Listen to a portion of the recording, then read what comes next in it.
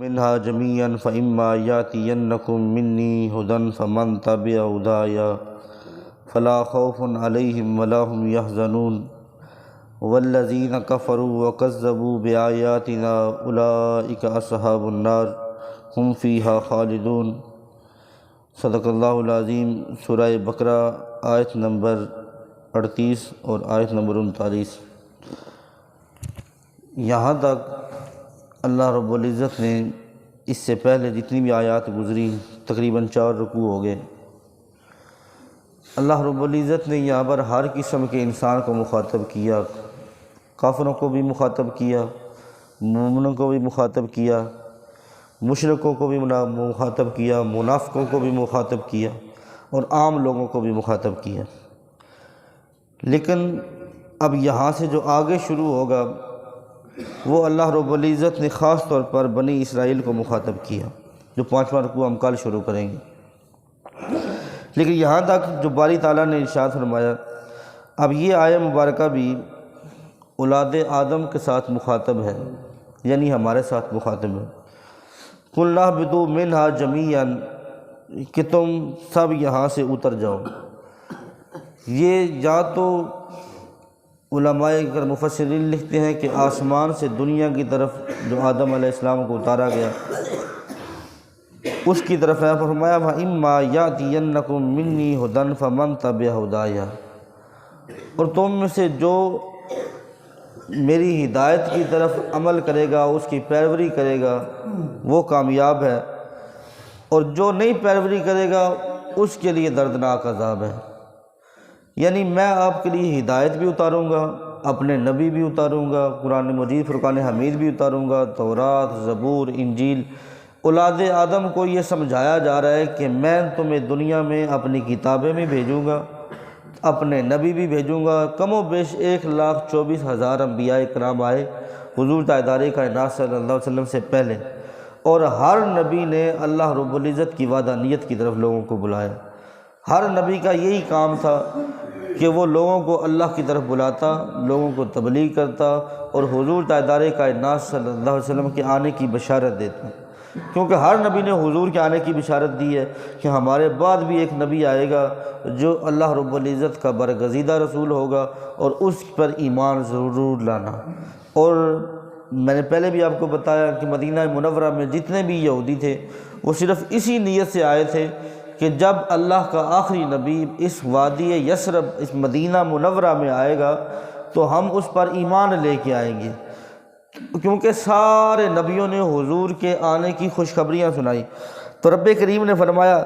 آگے رب کریم نے خوشخبری دی، فلا خوف علیہم ولا هم یحزنون، اور وہ جو ہماری ہدایت پہ عمل کریں گے نا، جو قرآن مجید فرقان حمید پہ عمل کریں گے، جو انبیاء کی پیروی کریں گے، فرمایا ان پر نہ میں کسی قسم کا خوف مسلط کروں گا اور نہ کسی قسم کا کوئی غم مسلط کروں گا۔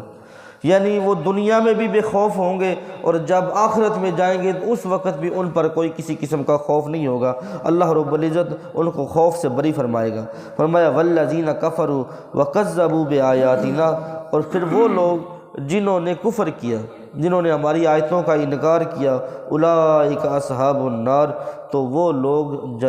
جہنمی ہیں، اہل آگ والے ہیں، وہ اہل جہنم ہیں، ہم فیہا خالدون، اور وہ ہمیشہ اس میں رہیں گے۔ اب علماء مفسرین اس واقعہ سے، کیونکہ ایک فرقہ حوشیہ ہے، اس نے یہ لکھا ہے کہ آدم علیہ السلام سے جو غلطی ہوئی وہ اللہ معصوم نہ تھے۔ وہ کہتے ہیں فرشتے جو نبی ہیں اور فرشتے ہیں یہ معصوم نہیں ہیں۔ تو اس پہ علماء مفسرین نے بڑی تفصیل کے ساتھ لکھا ہے، کیونکہ جو اب آدم علیہ السلام سے غلطی ہوئی، انہوں نے جواب دیا نا کہ آدم علیہ السلام سے جب غلطی ہوئی تو اس وقت پہلی بات تو ہے کہ وہ اس وقت نبی نہیں تھے، ابھی تک آدم علیہ السلام کو نبوت نہیں ملی تھی جب وہ جنت میں تھے، تو نبی اس وقت نہیں تھے۔ وہ نبوت ملنے سے پہلے جو ہے اللہ کے بارگاہ میں ان سے خطا ہو گئی، تو اس لیے جو اگر یہ کہتا ہے نا کہ نبی معصوم نہیں، تو وہ پہلے یہ دلیل لائے کہ کیا آدم علیہ السلام جنت میں نبی تھے۔ اگر اس کے پاس دلیل نہیں ہے تو پھر یہ اس کا سوال غلط ہے۔ اور دوسرا یہ کہ اگر آدم علیہ السلام نے یہ کہا ہے کہ ہم جو ہے نا وہ ظالم ہیں، تو یہ انہوں نے اپنے عجز کو پیش کرتے ہوئے انہوں نے کہا ربنا ظلمنا انفسنا وان لم تغفر لنا وترحمنا لنکونن من الخاسرین، کہ بے باری تعالیٰ ہم ظالم ہیں، ہم نے اپنی جانوں پہ ظلم کیے۔ یہ جو آدم علیہ السلام نے کہا ہے یہ صرف اس وجہ سے کہا ہے کہ عجز کی وجہ سے، یعنی انکساری کی وجہ سے، کہ یا اللہ میں بڑا گنہگار ہوں، مجھ سے خطا ہو گئی ہے، ہم سے ظلم ہو گیا ہے، تو ہمیں معاف فرما دے۔ فرمایا پھر اللہ رب العزت نے، اور تیسرا جو جواب انہوں نے کہا کہ وہ جو خطا ہوئی تھی کیونکہ وہ بھول کر ہوئی تھی، اور اس میں ان کا کوئی ارادہ نہیں تھا غلطی کرنے کا، وہ اللہ رب، یہ تو شیطان نے آپ کو بہکا دیا، اس نے بڑی بڑی باتیں کی اور آپ نے اس کو بہکا دیا، اور حوا نے آپ کو کوئی ایسی چیز پلا دی، کوئی نشے والی، کوئی شراب، وہ شراب طہورا، یعنی وہ پاک شراب ہوتی ہے جنت میں، وہ یہ عام شراب کی بات نہیں کر رہے، اس شراب کے ساتھ وہ آپ تھوڑی سی حالت نشے میں ہو گئے اور آپ نے پھر وہ پھل کھایا۔ لیکن وہ فرماتے ہیں کیونکہ رب کریم نے قرآن مجید فرقان حمید میں فرمایا فَنَسِيَ وَلَمْ نَجِدْ لَهُ عَزْمًا،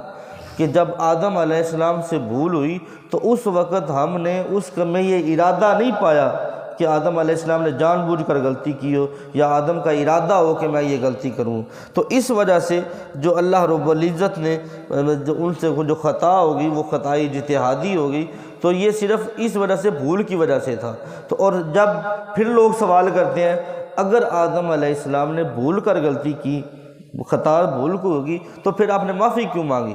تو یہ معافی اس وجہ سے تھی کہ غلطی ہوئی تو ہوئی، بھول سے بھی ہوئی کیوں؟ کیا میں اس طرف اپنے آپ کو روک کیوں نہیں سکا کہ جب شیطان نے بہکاوا دیا، حوا نے مجھے وہ کھلا دیا، تو پھر اس وقت مجھ سے اپنے آپ کو روکنے کیوں نہیں ہوا؟ فرمایا توبہ اس وجہ سے کی تھی، اور اس وجہ سے اللہ رب العزت نے آپ کو پھر حضور تاجدار کائنات صلی اللہ علیہ وسلم کے وسیلہ جلیلہ کے ساتھ آپ کو معاف فرما دیا۔ تو پھر رب کریم نے فرمایا والذین کفروا وکذبوا بآیاتنا اولئک اصحاب النار، کہ وہ لوگ جو ہماری آیتوں کو جھٹلاتے ہیں، انہوں نے انکار کیا، وہ اہل جہنم ہے، ہم فیہا خالدون، اور وہ ہمیشہ اس میں رہیں گے۔ اس آیت مبارکہ میں بھی علماء مفسرین لکھتے ہیں کہ کیونکہ اللہ رب العزت نے یہ دو چیزیں واضح کر دی کہ جنت بھی بنا دی گئی ہے،